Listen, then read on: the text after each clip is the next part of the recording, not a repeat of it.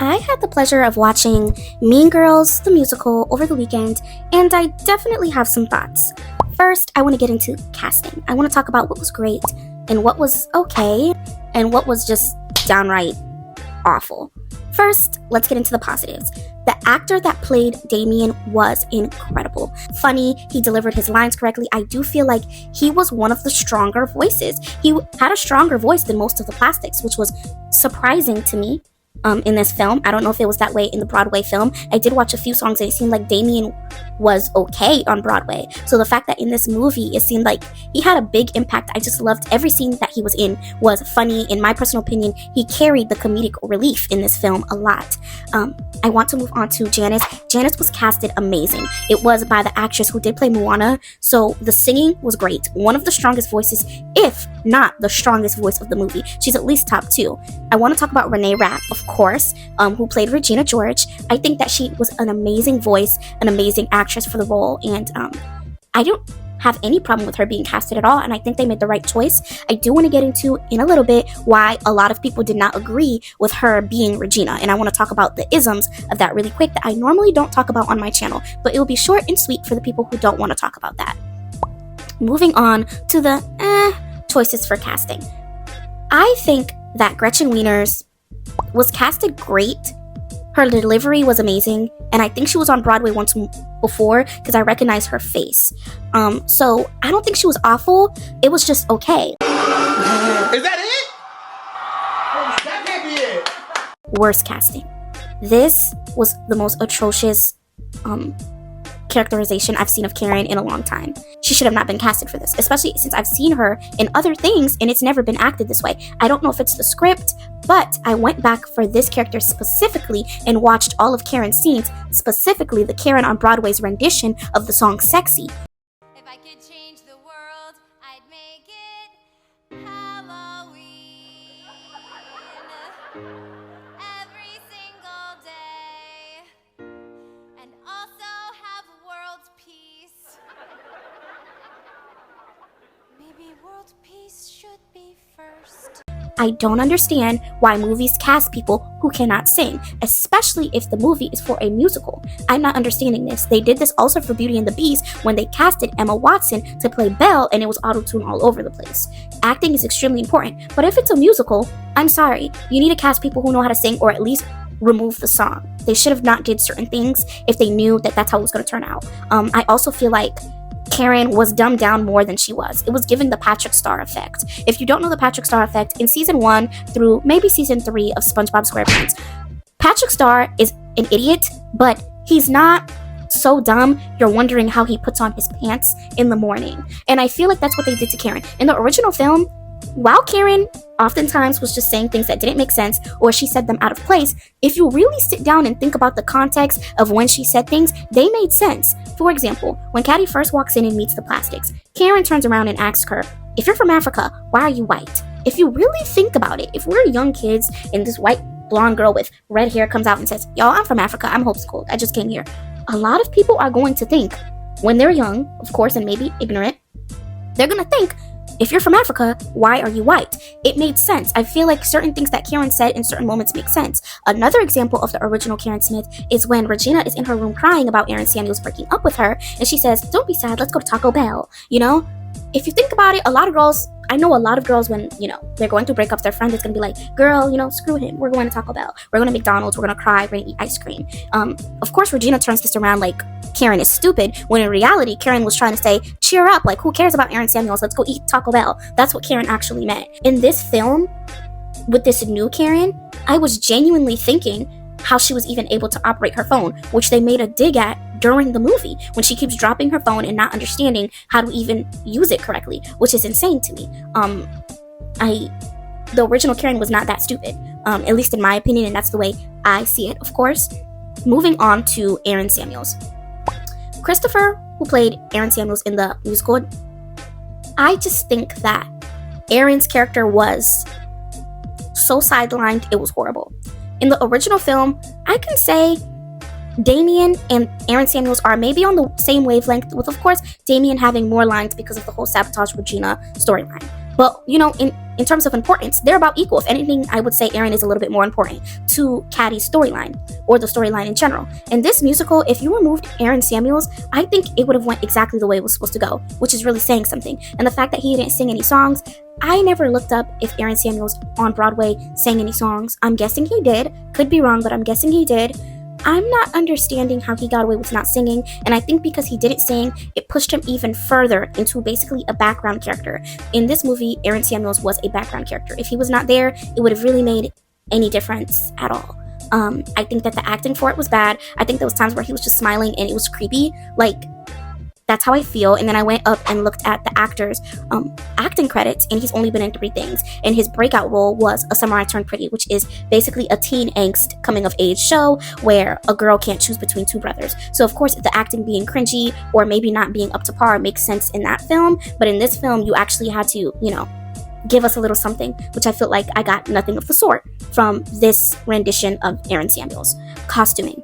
The costuming for this film has been talked about so much, it's actually insane how we're still talking about how the costumes were ugly. First, I want to get into Regina George. Regina George, when we first meet her, she's wearing this black leather suit thing, and I just don't see Regina wearing that at all. I went and looked up the Broadway version of when we first see her in the Meet the Plastic song, which they cut a lot of it out.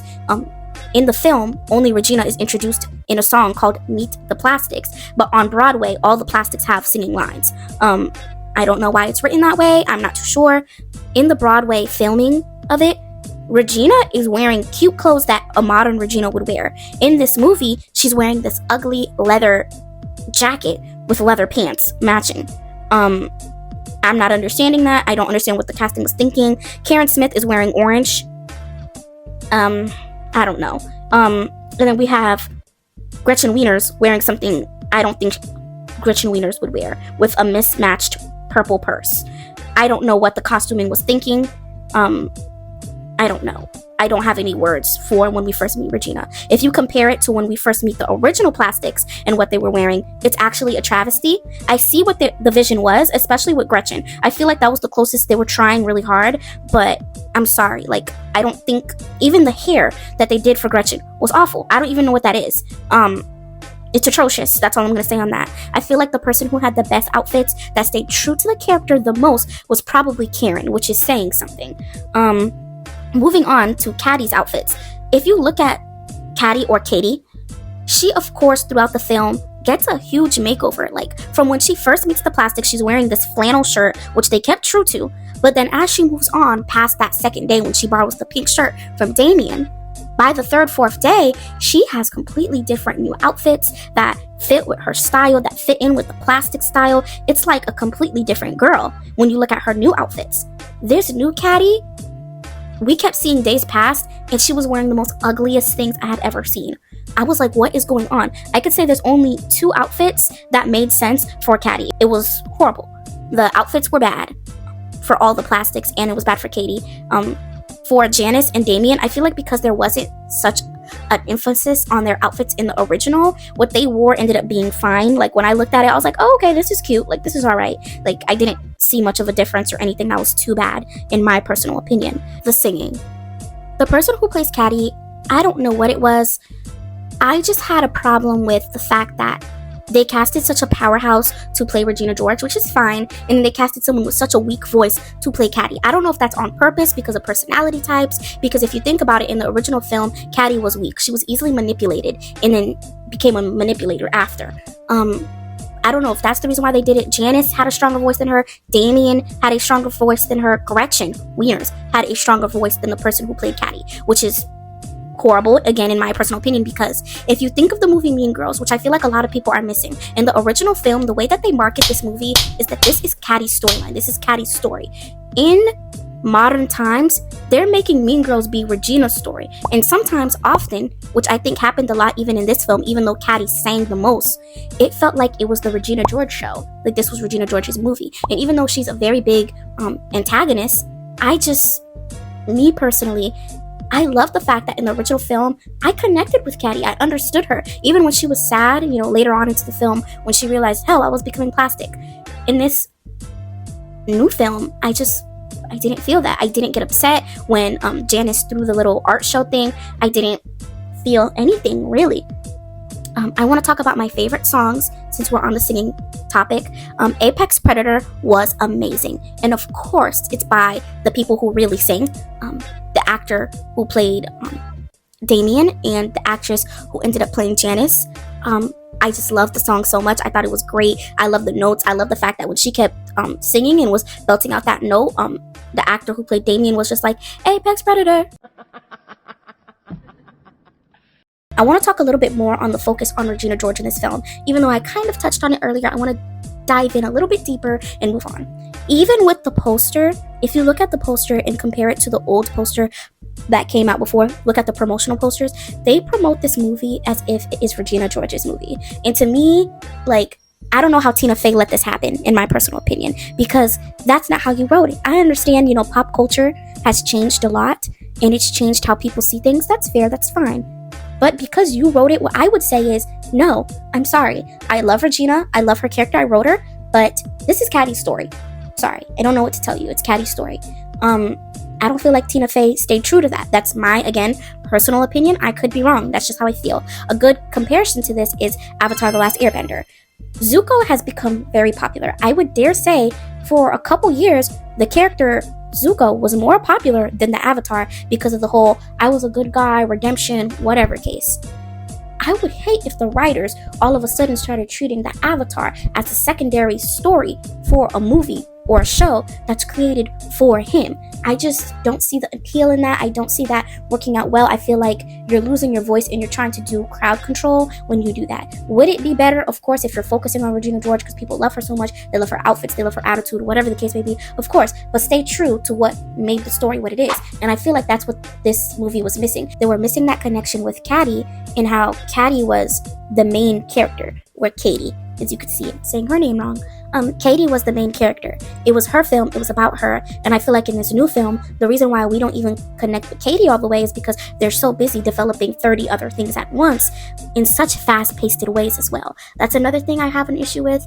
This movie was very fast-paced. Even when her mom tells her, we're packing it up and you're gonna go to real school, I feel like she sang it, boom, within the next 2 minutes, she was at school.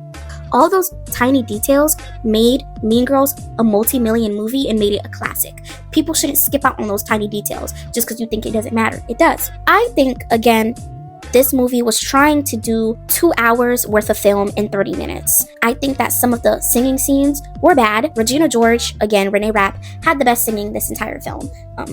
Again, I think her character even went a little too fast in certain areas as well.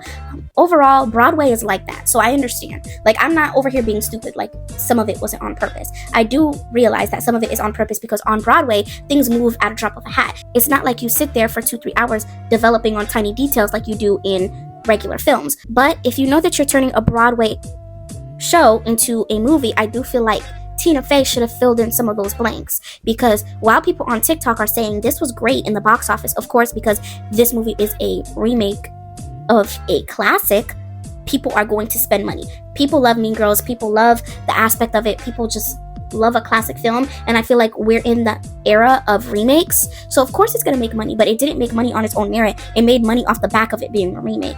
And now that that power is dying down, people are really getting into the fact that the movie is bad and costuming is bad, even to the point where the costume director had to come out and explain why she did certain things. And to me, it just sounded like a bunch of excuses, talking about fast fashion, blah blah blah. We don't care. Please style these people the way they're supposed to be styled. Even in the Broadway adaptation, Regina George isn't styled as awful as she styled her. Caddy isn't styled as awful as she styled her. Take accountability and say, hey, I missed the mark. I would have respected that a lot more than the excuses. Why do you have Regina George in a leather jacket? That doesn't even make sense. But I digress. And that's what I thought of Mean Girls. Okay. No, I'm just saying. I know. No, reason being. No, I know. No. I know you know. I know.